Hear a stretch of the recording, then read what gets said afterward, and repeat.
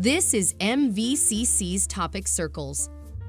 So very happy to be speaking with James Dixon today, EOP counselor from Student Life. And for those that don't know you, James, are you from this area originally? No, so I'm originally from New York City, born in Brooklyn, raised in Harlem. So I always like to say Brooklyn born, Harlem raised. So yep, that is my area of origin though. Very good. And how long have you been working at the college? So I believe 2020. I came in around October of 2020, and pretty much, that was the height of the pandemic. So I really started getting more traction in 2021, and I did start with the Youth Build grant. So that was helping students in the community achieve their GEDs, and also go for apprenticeships in either construction or hospitality. Great. Well, it was in speaking with you about a month or so ago. You described an illness that you experienced, and it is called, for those that don't know, it's called the Guillain-Barré disease. It's a rare disorder in which your body's immune system attacks your nerves. So could you tell us a little bit about how that happened? Yes. So literally, I was just at work, working at Youth Build still, and I had the feeling of like when your leg or your arm goes to sleep. That started with my toes. So I thought it was weird because, I'm a fairly active person. Normally I know when my body isn't responding well to something. So I got up, walked around outside of the office for about a block or so, and the feeling was still there. So I figured, after walking, the feeling would come back. But that feeling persisted for about another 24 hours. So much so to the next day when I woke up, my right eye I literally could not control the movement of it. So it was like half closed. And that's when I had to contact my director, like, hey, something's up. I don't know what it is, but I know something's wrong. So I go to the hospital. Initially, the doctors and nurses there thought it was a stroke, but I didn't show any other signs of a stroke other than like numbness. So that's when they ran through every type of test that they possibly could, blood tests, urine samples, spinal tap. So a lot of stuff. And it took them about 3 days to actually figure out what the issue was. So it literally regressed pretty fast within about 24 to 48 hours. And about 48 hours from when I felt my toes tingling, about 2 or 3 days later, I was literally not really able to move most of my body other than my neck, really, and my head. So you almost became paralyzed, are you saying? Yeah, it was almost a temporary paralysis, but it's slow acting. So it started from I think it was peripheral nervous system. So it started from each extremity and worked its way inward. Mm-hmm. So at a certain point, literally all of my body functions were just non-existent. So going from being very active to immobile in a matter of 3 days was very alarming and, scary as well. So was there a lot of pain? Or the pain of like when you're trying to move your leg when it's asleep and you feel like it's just such a struggle, that was the case for my whole entire body.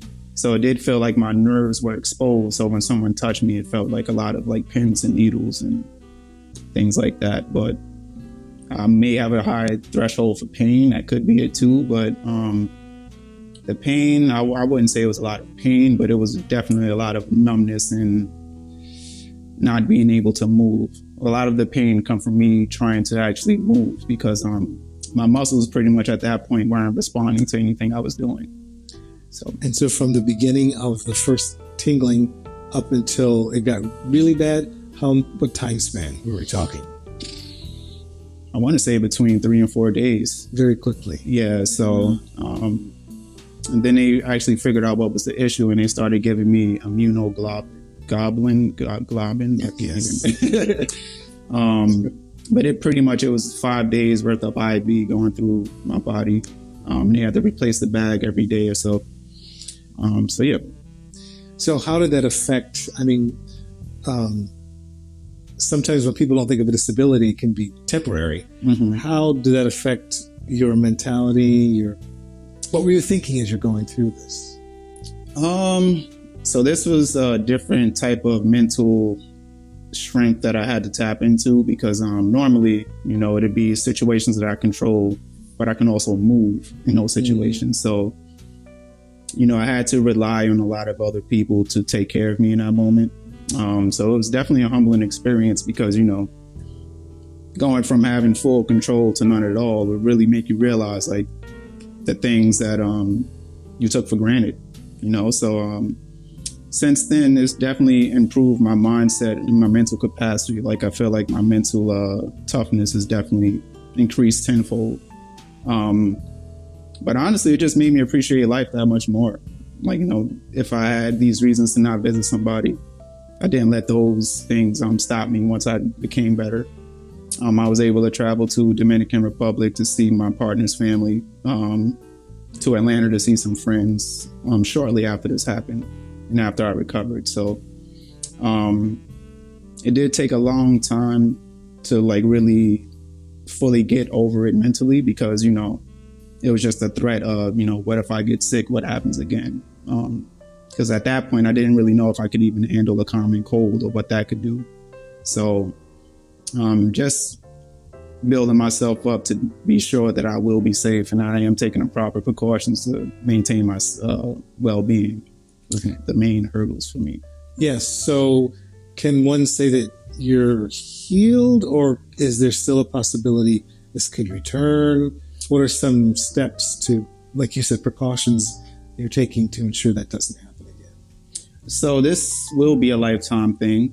It does affect about 0.00002% of the population. So I should have played the lottery as well.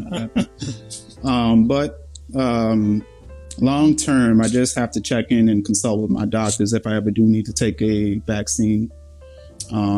And the main thing that I was told that could re-trigger it again is my stress level. So as long as I tend to stay stress-free, which luckily I typically do, I should be fine. But as far as like if another pandemic happens and, another virus comes up, I guess I'll just have to bite that bullet when it comes. So did they discover what triggered it this time? Do they know? So they do believe that it was COVID. Because this happened about 3 or 4 months after I contracted COVID. So they felt like, or they believed that it was just festering in my body and it just resurfaced at that moment, the actual complications. So in that term, I wouldn't know if I would be considered like a long haul COVID patient or not, because I feel fine, but as far as like the impacts of it, I really haven't felt them other than fatigue and, mental fog, really. So, how does the disability affect your day-to-day life? As you're working and interacting with others, how does that? So first and foremost, folks almost always recognize me with the mask on. So that was number one. I just always make sure I have a mask on. And a lot of folks will say, oh, would you like me to wear a mask? And, typically I'll just say I'll just wear my mask just to be safe. So that's one adjustment that I'll make. Like if it's a very high traffic or high volume area, I try to avoid those as much as possible. Hand sanitizing, washing hands, the simple things that would help out as well. And just setting those boundaries and letting people know about the syndrome, because a lot of people don't even know, about it at all. So, yeah, that's one of the reasons I wanted to do topic circles, so that people could understand that there are different kinds of illnesses that can affect our lives. Yep. Yeah. So what would you say you've learned? You've talked a little bit about it, but now, and the recovery process, that was rather quick. It was as quick as you got ill, or did it take longer? So I took about a week and a half in the hospital to take the medications that I had to receive. Once I started to improve and get my actual functions back, that's when I had to go to a rehab facility and continue to work on the functions. So it got as bad as me not being able to control like my internal body movement. So I couldn't really call for burp, or I was losing all of those functions. So Once it started getting back to where I can actually like lift my hand, because even a movement like this would take maximum effort. So I did go to rehab for about 2 more weeks just to build that up. And they did tell me that recovery could take several months, but it took me about 3 weeks to actually recover and be well enough to go back home. So I was very, very grateful for that, because they said it's, it's different for each person. Mm-hmm. But even the doctors at the rehab facility were saying like this was the fastest they've seen someone recover from it. So I had a lot of things pulling for me, but I think just my mental mind state and just how I felt about myself really got me through that. I'm just curious. I know people will have questions. Were you able to eat, or did you were talking about bodily function. I was thinking about eating and drinking. Was that even difficult? Yes. So I definitely had to get like spoon fed.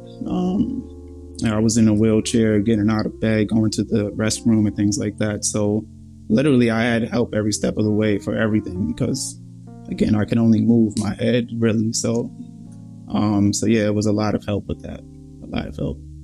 Yeah. Oh, wow. This amazing story, very rare disease. And I think I know of others who've told me on campus they've had some experiences, but it's nice to hear. It helps us all learn to be more compassionate, empathetic, especially when we see someone wearing a mask. There's usually a reason for that. Yeah, absolutely. And, I think just spreading awareness about it is the main thing, because, especially after the COVID season, that's what caused it for me. So, if I can help anybody out with either it's family members themselves or just trying to find more understanding about it, definitely available for that too. So. Yeah. And if you look up the disease, it's called the Guillain-Barre. It's a French name. Yep. And he was the one that first had it. So it'll explain more. Yes. So yes. Thank you. Thank you so much, James. No problem. Thanks for having me.